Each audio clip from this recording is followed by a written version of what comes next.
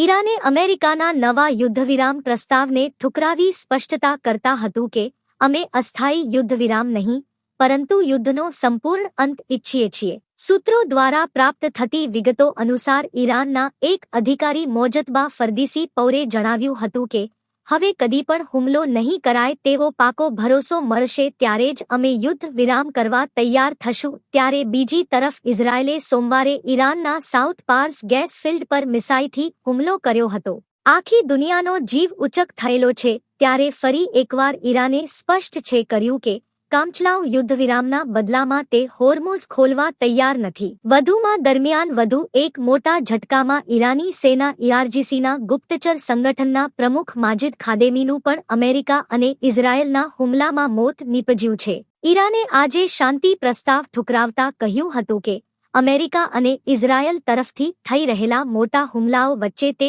America સાથે વાટાઘાટમાં સીધું જોડાવા માંગતું નથી. અમેરિકા અને ઇઝરાયેલે કરેલા હુમલાઓમાં ઈરાનમાં 6 બાળક સહિત કુલ 34 લોકોના મૃત્યુ થયા હતા. ઈરાને કહ્યું છે કે અલ્ટિમેટમ સામે કોઈ પણ હિસાબે ઝૂકવામાં નહીં આવે અને જો અમેરિકા ઇઝરાયેલ તરફથી ઈરાનના વીજમથકો અને પુલોને નિશાન બનાવવામાં આવશે તો ઈરાન પણ એવા જ ખતરનાક જવાબી હુમલા કરશે.